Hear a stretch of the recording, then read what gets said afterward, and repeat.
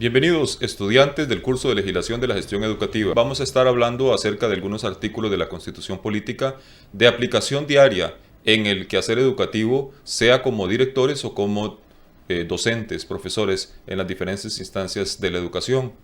Vamos a analizar algunos principios generales del derecho, como por ejemplo la sistematicidad del ordenamiento jurídico, la coherencia que tienen que existir entre las normas jurídicas y un concepto importante que es la plenitud del ordenamiento jurídico.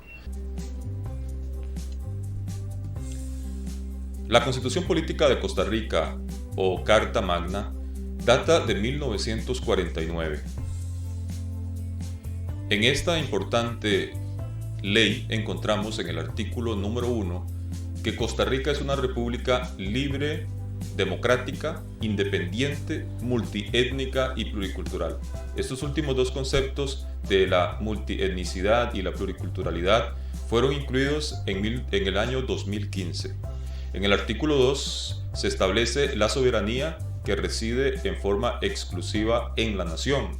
Y para tener claro el concepto de nación es la comunidad social con una organización política común y un territorio y órganos de gobierno propios, que es soberana e independiente políticamente de otras comunidades.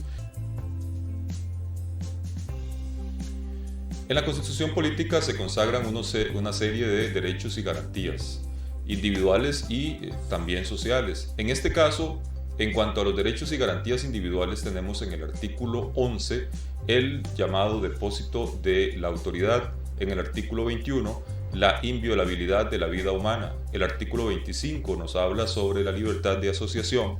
El artículo 28 establece el derecho a opinar. El artículo 29, la libertad de expresión. Remitiéndonos a lo que es el depósito de la autoridad, el artículo 11 establece que los funcionarios públicos son simples depositarios de la autoridad. Están obligados a cumplir los deberes que la ley les impone y no pueden arrogarse facultades no concedidas en ella. Deben prestar juramento de observar y cumplir esta Constitución y las leyes. La acción para exigirle la responsabilidad penal por sus actos es pública. La administración pública, en sentido amplio, estará sometida a un procedimiento de evaluación de resultados y rendición de cuentas, con la consecuente responsabilidad personal para los funcionarios en el cumplimiento de sus deberes. La ley señalará los medios para que este control de resultados y rendición de cuentas opere como un sistema que cubra todas las instituciones públicas, así reformado en el año 2000. En el artículo 21 se consagra que la vida humana es inviolable.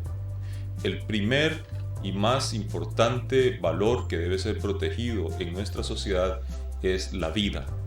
La vida está por encima de otros derechos como por ejemplo la salud, la educación, así que es importante tenerlo en cuenta. Nosotros como educadores a cargo de estudiantes tenemos una responsabilidad de proteger.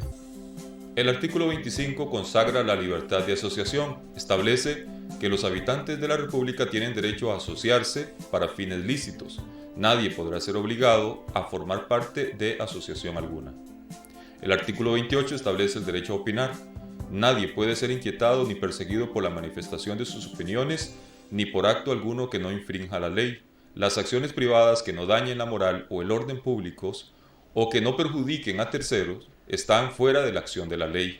No se podrá, sin embargo, hacer en forma alguna propaganda política por clérigos o seglares, invocando motivos de religión o valiéndose como medio de creencias religiosas.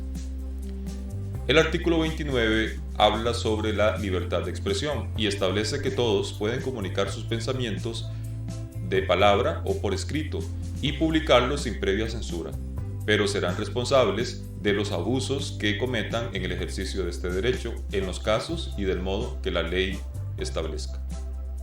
Continuando con los derechos y garantías individuales, tenemos el artículo 27, libertad de expresión, el artículo 30, acceso a departamentos e información, artículo 33, el derecho a la igualdad, artículo 34 y retroactividad de la ley, artículo 39, el debido proceso.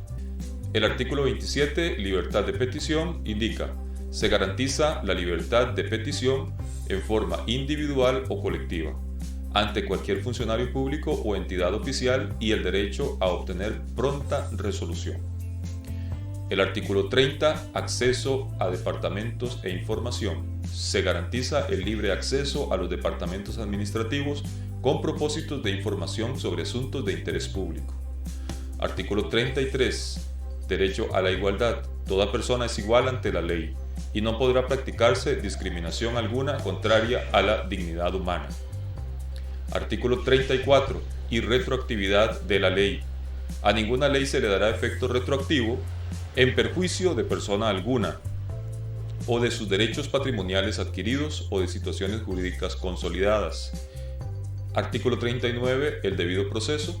A nadie se le hará sufrir pena sino por delito, cuasi delito o falta sancionados por ley anterior y en virtud de sentencia firme dictada por autoridad competente, previa oportunidad concedida al indiciado para ejercitar su defensa y mediante la necesaria demostración de culpabilidad.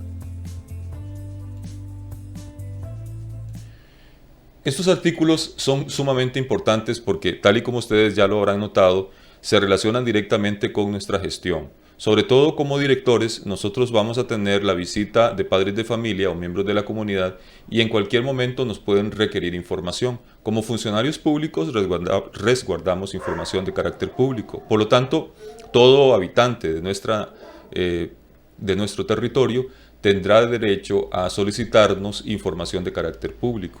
Y nosotros estaremos en la obligación correlativa de brindar dicha información. O sea, no se puede restringir bajo ninguna circunstancia el derecho a la información que tienen los ciudadanos y el derecho a recurrir a nuestras instancias administrativas. Ellos tienen un derecho de respuesta.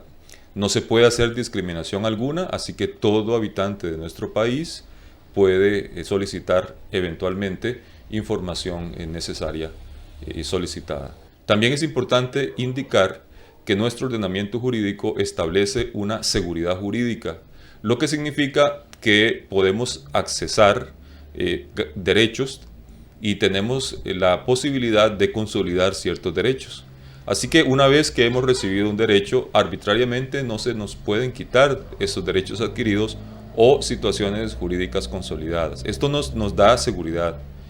Importante saber que si por alguna circunstancia cambian las condiciones que dieron origen al otorgamiento de un derecho, la única forma en que el Estado o la administración puede quitarnos ese derecho es mediante un proceso de lesividad, mediante un procedimiento de carácter judicial ante la jurisdicción contencioso administrativo. Tiene que demostrarse que la persona perdió la condición previa que era necesaria para el otorgamiento de determinado derecho y que efectivamente se está causando una lesión a la administración. En ese caso es un juez el que tiene que determinar si, por ejemplo, a una persona se le había otorgado una pensión por invalidez y resulta ser que esa persona recupera el pleno uso de sus facultades y entonces ya no es necesario que continúe siéndole entregado por parte del Estado la protección por una invalidez que ya no existe. Mediante un proceso de lesividad, un juez determina que ya no tiene la condición previa para el otorgamiento de dicha pensión y entonces, mediante resolución judicial, se suspenden el ejercicio de este derecho. Pero no se puede hacer en forma arbitraria. Es decir, una vez que ya se ha otorgado un derecho, el Estado no puede quitar ese derecho porque se considera una arbitrariedad.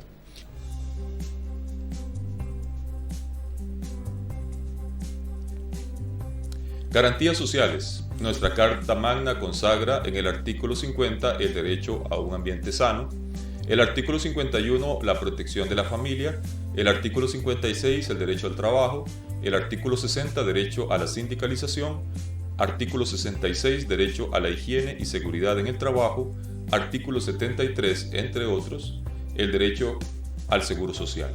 El derecho a un ambiente sano, consagrado en el artículo 50, establece que el Estado procurará el mayor bienestar a todos los habitantes del país, organizando y estimulando la producción y el más adecuado reparto de la riqueza. Toda persona tiene derecho a un ambiente sano y ecológicamente equilibrado. Por ello está legitimada para denunciar los actos que infrinjan este derecho y para reclamar la reparación del daño causado. El Estado garantizará, defenderá y preservará este derecho. La ley determinará las responsabilidades y las sanciones correspondientes. Toda persona tiene el derecho humano básico e irrenunciable de acceso al agua potable como bien esencial para la vida. El agua es un bien de la nación indispensable para proteger el derecho humano. Su uso, protección, sostenibilidad, conservación y explotación se regirá por lo que establezca la ley que se creará para estos efectos, y tendrá prioridad el abastecimiento de agua potable para consumo de las personas y las poblaciones. El artículo 51. Protección de la familia. La familia, como elemento natural y fundamento de la sociedad, tiene derecho a la protección especial del Estado. Igualmente, tendrán derecho a esta protección la madre, el niño y la niña, las personas adultas, mayores y las personas con discapacidad. El artículo 56, derecho al trabajo. El trabajo es un derecho del individuo y una obligación con la sociedad. El Estado debe procurar que todos tengan ocupación honesta y útil, debidamente remunerada, e impedir que por causa de ella se establezcan condiciones que en alguna forma menoscaben la libertad o la dignidad del hombre, o degraden su trabajo a la condición de simple mercancía. El Estado garantiza el derecho de libre elección del trabajo. El artículo 60, derecho a la sindicalización, indica que tanto los patronos como los trabajadores podrán sindicalizarse libremente, con el fin exclusivo de obtener y conservar beneficios económicos, sociales o profesionales, quedando prohibido a los extranjeros ejercer dirección o autoridad en los sindicatos. Artículo 66. Derecho a la higiene y seguridad en el trabajo. Todo patrono debe adoptar en las empresas las medidas necesarias para la higiene y la seguridad en el trabajo. Artículo 73. Derecho al seguro social.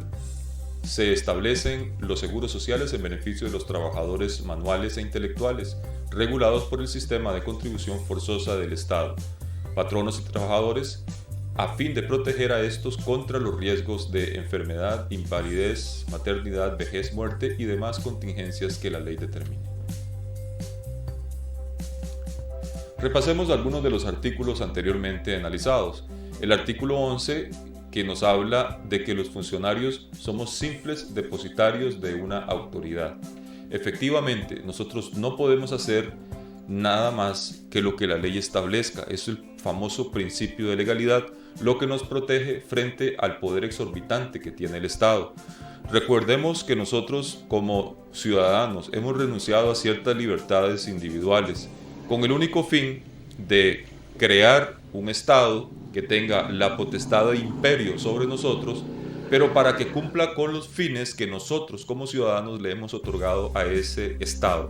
El Estado es una creación de derecho, es una ficción del derecho.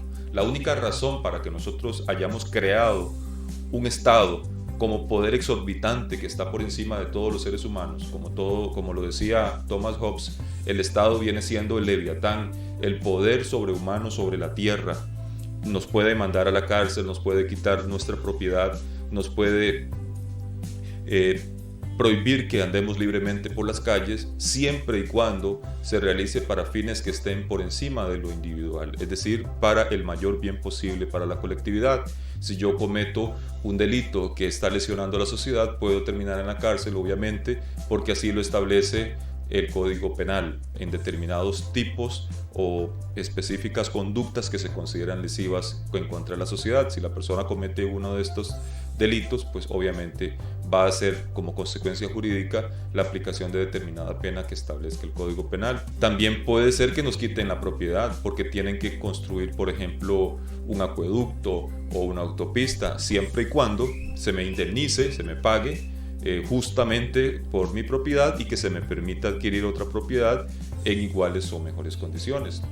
O perfectamente se me puede prohibir la libertad de tránsito porque en determinado momento se está haciendo algún tipo de seguimiento de algún proceso de criminalidad, de dictar una situación de evitar que haya tránsito para personas regulares, o como en el caso de la presente pandemia, por razones de salud comunitaria.